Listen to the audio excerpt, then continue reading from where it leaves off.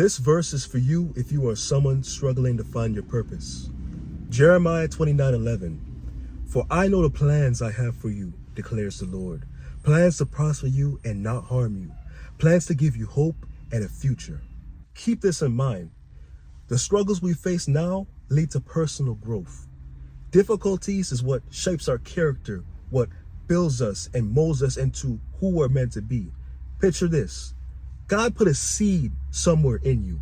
He gave each of us this gift. He gave each of us this thing, something that if we only went through pruning, if we only went through difficulties and challenges and hardships, that it would start to break the exterior of the outside. Think of an orange, right?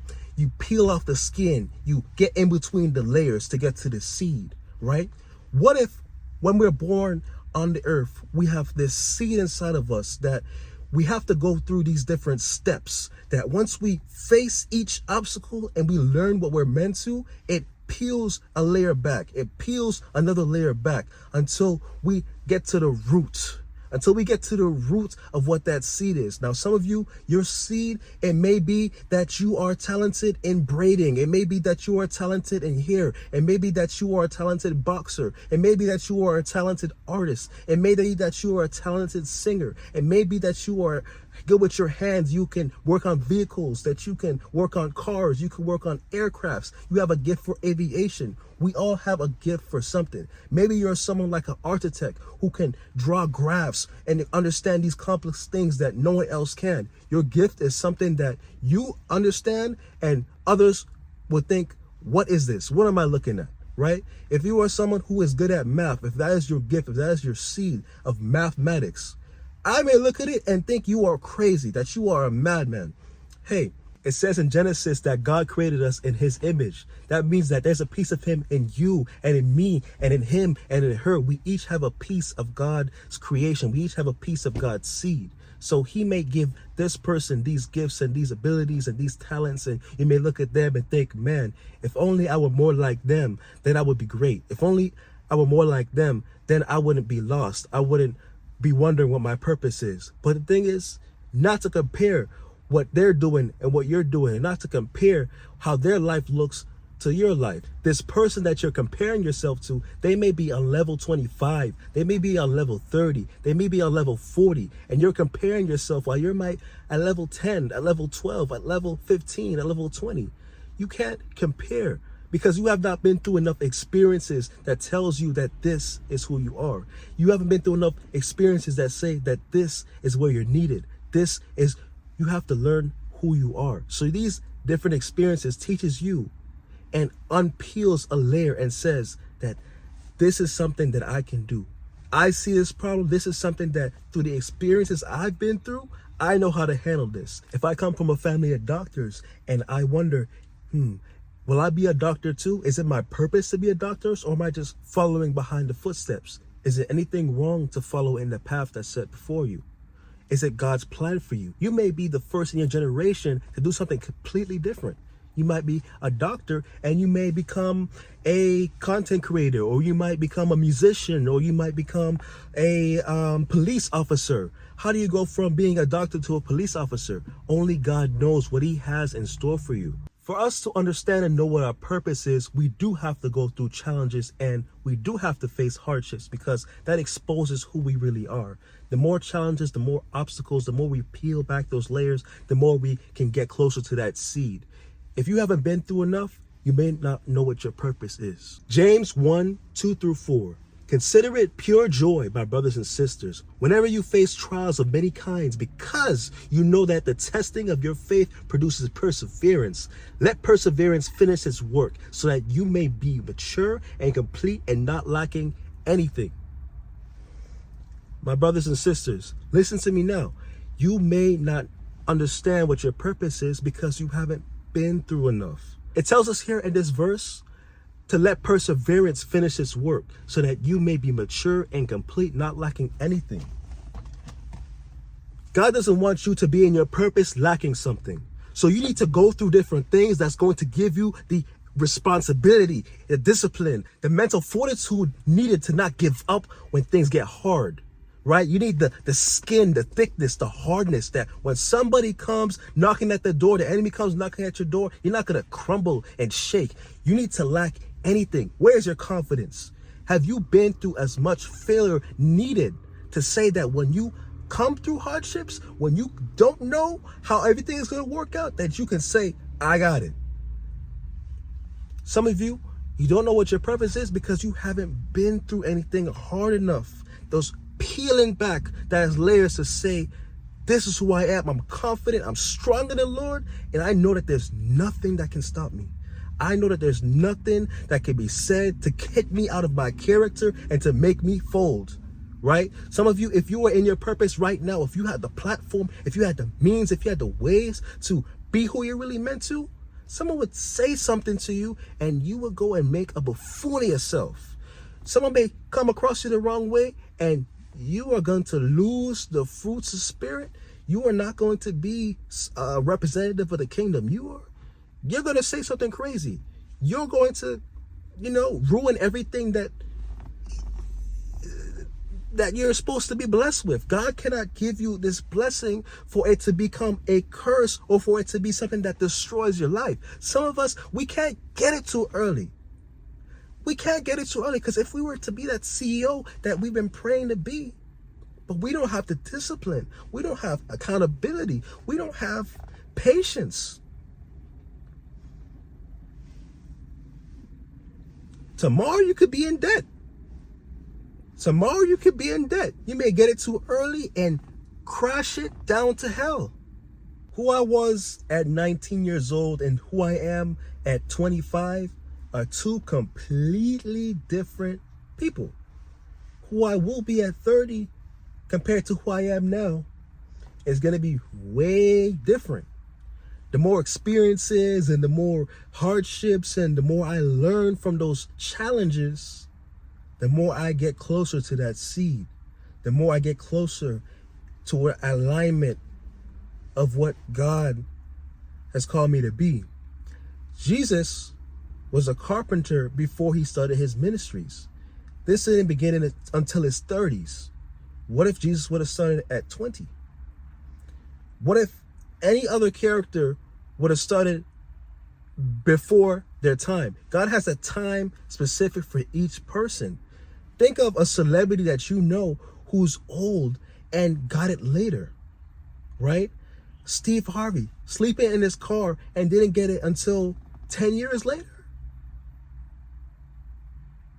10 years later?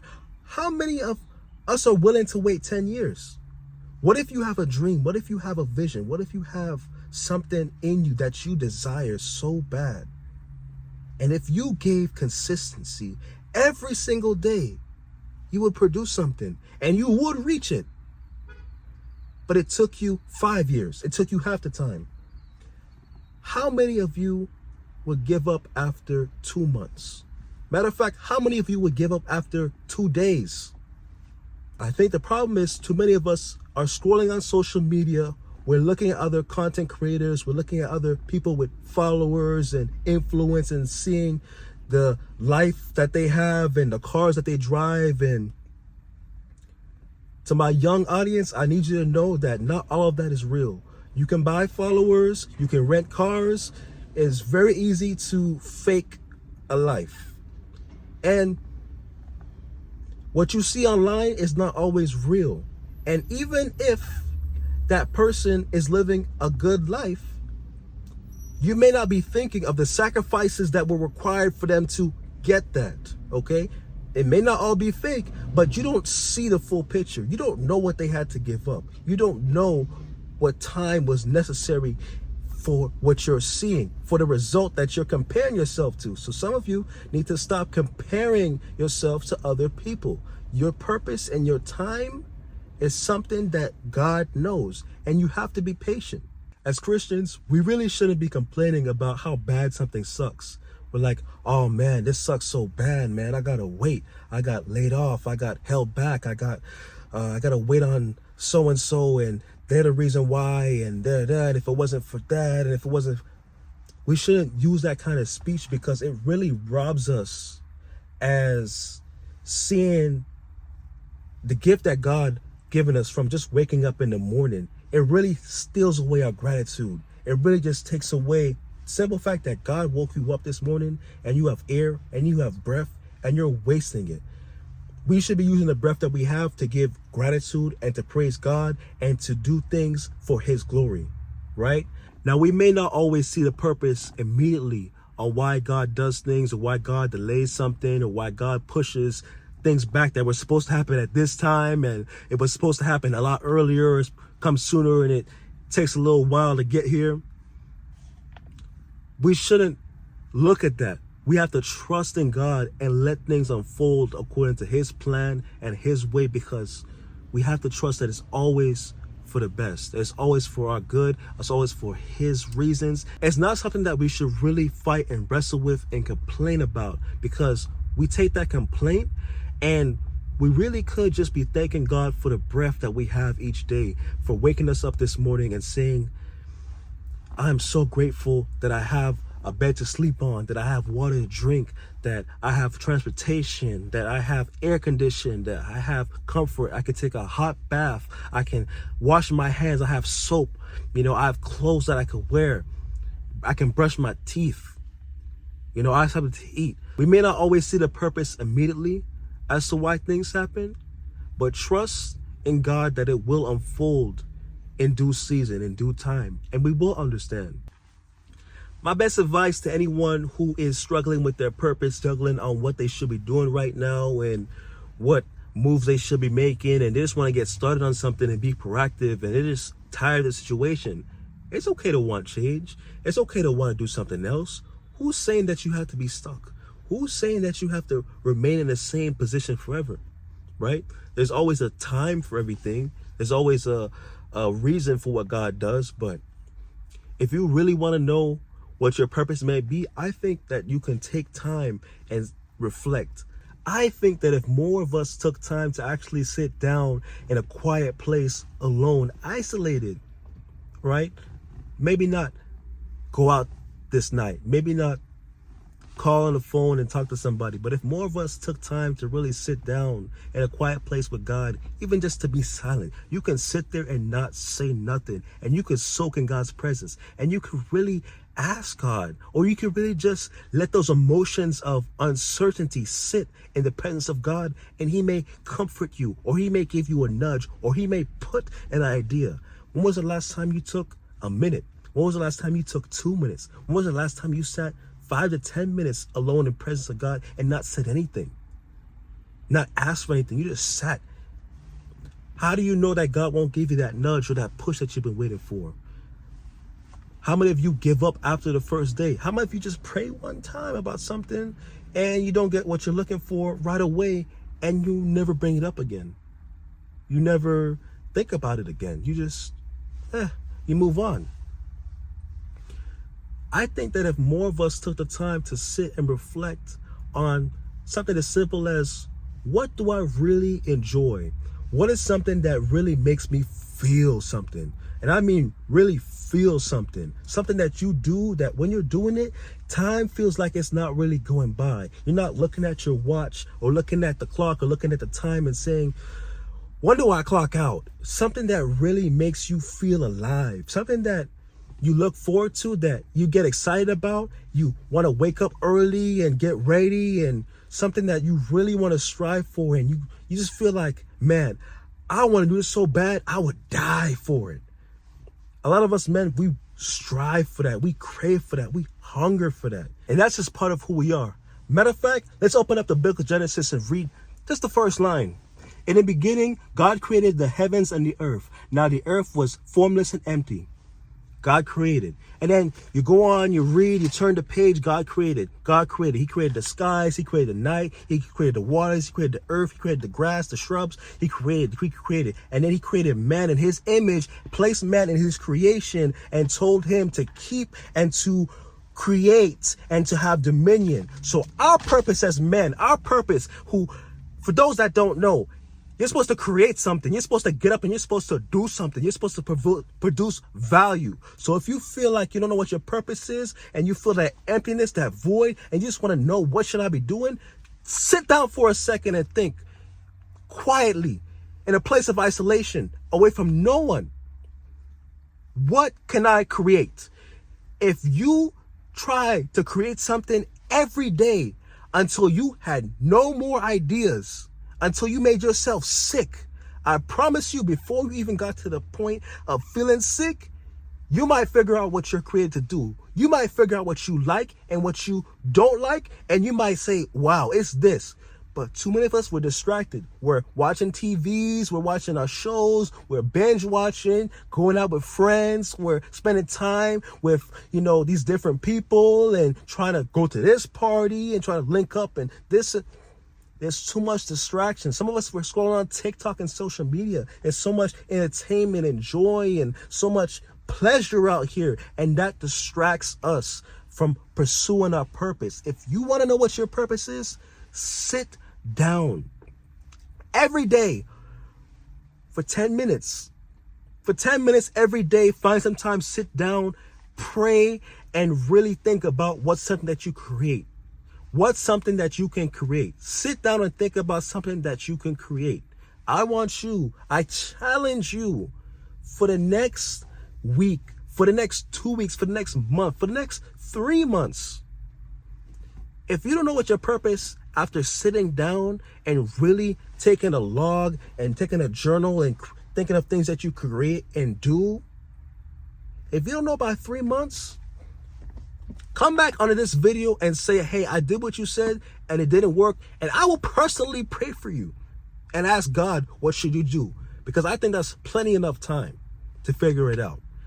Hey, my brothers and sisters, thank you for watching this video. If this has touched you in any way, moved, inspire you, please share with somebody. If you are someone who is impatient, you're hard on yourself, take the time to really take this in, process, and breathe, and give yourself that time and love that you need to just accept that, hey, you're up, you're alive, you're healthy, you are able to walk, you have 2 hands, and it's okay.